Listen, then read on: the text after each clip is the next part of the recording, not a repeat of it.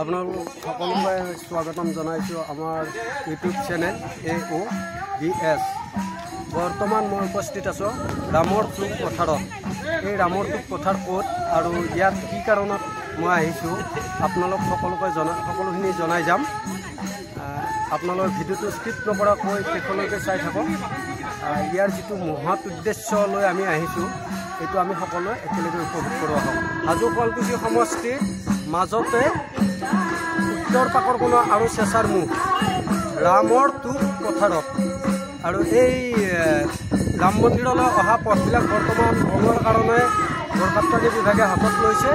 ইয়াৰে বিজুলী বাতিৰ কাৰণে ইলেক্ট্ৰিক চিটিবোৰ তেওঁলোকেও কাম হাতত লৈছে। বৰ্তমান বহুখিনি কাম আগবাঢ়িছে আৰু ৰাম মন্দিৰৰ কাম কিমানখিনি আগবাঢ়িব বা কেতিয়াৰ পৰা কৰিব এই সবিশেষ আপোনালোকক জনাই আছোঁ।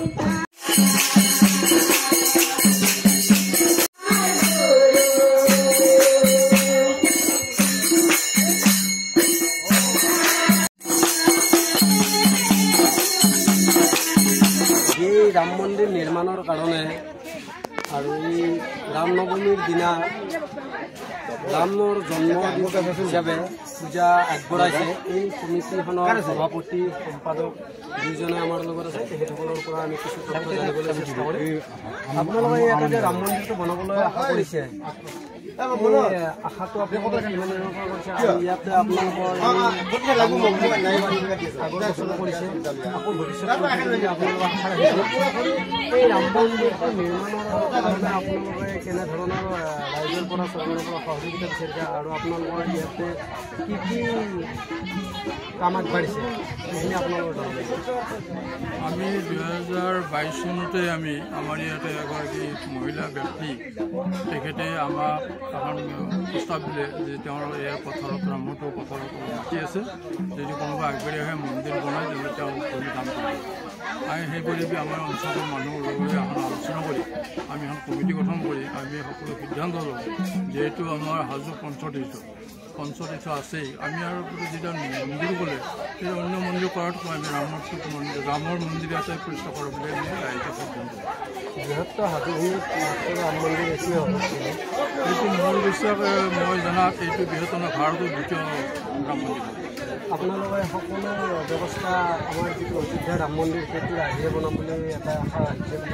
আমি এইটোৱেই চিন্তা কৰিছোঁ। আমাৰ মাটি কম, আমাৰ যদি আৰু মাটি পাওঁ আমি ডাঙৰকৈ বনাম, কিন্তু তথাপিও আমি প্লেগাটো আমি অযোধ্যাটো ৰাখি হয়তো কলেবৰটো অলপমান সৰু হ'ব আৰু বাকী যিখিনি ভোজঘৰ সভাঘৰ গেষ্ট হাউচ এইবিলাক আছে সেইবিলাকো আমি আশা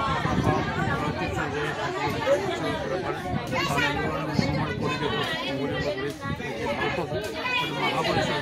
সেই উদ্দেশ্যে আমি গভৰ্ণমেণ্টৰ ওচৰত যোগাযোগ কৰিছোঁ,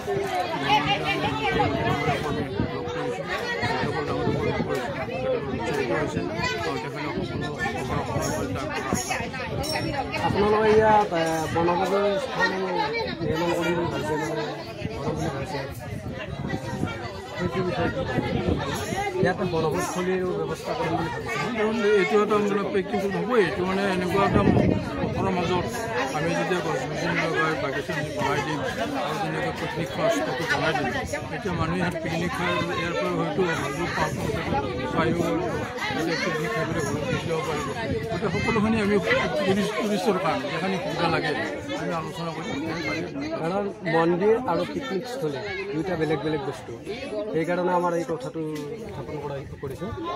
যি নহওক আপোনালোকে যিটো ইয়াতে ৰামৰ টুক পথাৰখনৰ উত্তৰ পাকৰ কোণা আৰু চেঁচাৰ পৰা অহাৰ যিটো পথ আছে আৰু বৰ্তমানলৈ তাত আপোনালোক কোনো ধৰণৰ বেনাৰ বা গেটৰ ব্যৱস্থা কৰা নাই আৰু কোনোবা দৰ্শনাৰ্থী যদিহে আহিম বুলি ভাবে হয়তো তেওঁলোকৰ অকণমান অসুবিধা হয়। এই ক্ষেত্ৰত আপোনালোকে কি ভাবিছে? আমি এতিয়া এই ৰামনৱমীৰ যিহেতু আমি অলৰেডি দুখন বেনাৰ মাৰিছোঁ। আজি পাকৰকোণাত এখন মাৰিছোঁ আৰু মাৰিছোঁ, কিন্তু এইটো পাৰ্মানেণ্ট যেতিয়া আমাৰ ৰাস্তা যেতিয়া কমপ্লিট হৈ যাব তেতিয়াহ'লে আমি পাৰ্মানেণ্টলি যেতিয়া বেনাৰ লগাই দিম ৰাম মন্দিৰৰ এইখিনি লগাই দিম, যাতে ৰাস্তাটো মানুহ গ'লে গম পাই যে ৰাম মন্দিৰ এইখিনি আছে। এইবিলাক ব্যৱস্থা কৰক, টুৰিষ্টক ক'ব। এই যিটো আপোনালোকৰ সংকল্প লৈছে এটা আশা লৈছে ৰাম মন্দিৰ এটা বনাম বুলি। এইটো ধৰক ৰাইজৰ সাহায্যৰ দ্বাৰাই নহয়, চৰকাৰৰ সাহায্যৰ দ্বাৰাই নহয়, উভয়ে লগ লাগি কৰিব লাগিব, নহয় জানো?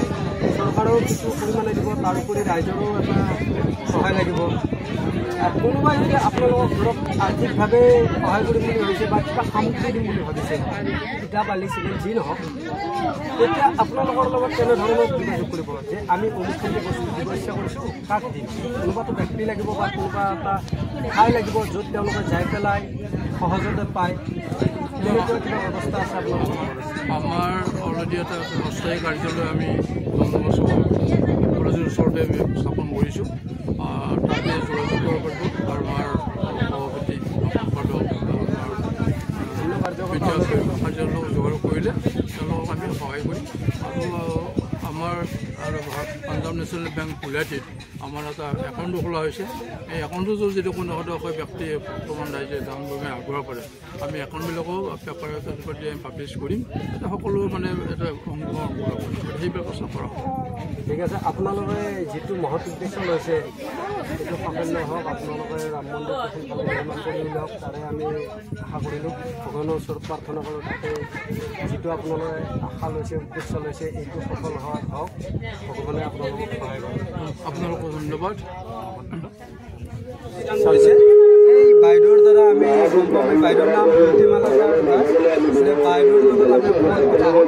বাইদেউ, আপুনি যে মাটিটো দিলে, আপুনি ৰাম মন্দিৰৰ বাবে দিছেনে বেলেগ কিবা মন্দিৰ হ'লেও আপোনাৰ নাই? সেই মানে এটা মন্দিৰ হ'ব লাগে আৰু ভাবিছিলোঁ প্ৰথমতে অলপ বেলেগ চিন্তা আছিল মোৰ, এখন আশ্ৰম ডাঙৰ চাই বনাওঁচোন আমাৰ।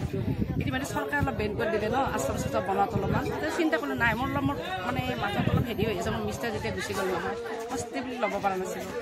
চিন্তা কৰিলোঁ নাই, মই এটা ভালদৰে মহৎ এটা কাম কৰিব পাৰোঁ, ৰাইজৰ লগত মই হেৰি কৰিব পাৰোঁ, তেতিয়াহ'লে নিজৰ আত্মশান্তি পাব আৰু ৰাইজৰ কাৰণে এটা ভাল এটা ভাবিলোঁ আৰু এটা মন্দিৰ বনাৰ কাৰণে। বৰ্তমান আমি বেছি ঠাই ঘূৰা নাই, তথাপি কৈছোঁ হাজোত ৰাম মন্দিৰ নায়েই। এইটো হয়তো প্ৰথম হ'ব। আৰু এই মহৎ কামটো যে কমিটিখনে কৰিব ওলাইছে, ৰাম মন্দিৰটো নিৰ্মাণ, ঠিক আছে, আপুনি ভূমিদানৰ উপৰিও আৰু তেনেকুৱা কিবা সহায় কৰিব নেকি এই মন্দিৰটোৰ কাৰণে? এতিয়াতো আমি ওতঃপ্ৰোতভাৱে জড়িত হৈ থাকিব লাগিব ন, মন্দিৰটো নোহোৱালৈকে। আমি মাটিটো দি ফালে পলান কৰিলে নহ'ব। আমাৰ গোটেইখিনি আমাৰ প্লেনিং আছে, আমি এটা কমিটি বা এটা হেৰি বনাই লৈছোঁ, যাতে মন্দিৰটো যাতে আধৰুৱা নহয় আৰু ৰাইজত আমি হাঁহি পাত্ৰ নহয়। আৰু সেই গতিকে আমি যিমানখিনি পাৰোঁ সহায়ৰ চেষ্টা কৰিম। মন্দিৰটো এটা মানে পৰ্যটক বিভাগৰ মন্দিৰ এটা বনাব চেষ্টা কৰিম। পৰ্যটক বাহিৰৰ পৰ্যটকে আহি মাধৱ মন্দিৰ দৰ্শন কৰাৰ লগতে আমাৰ মন্দিৰটো এটা দৰ্শন কৰি যায়।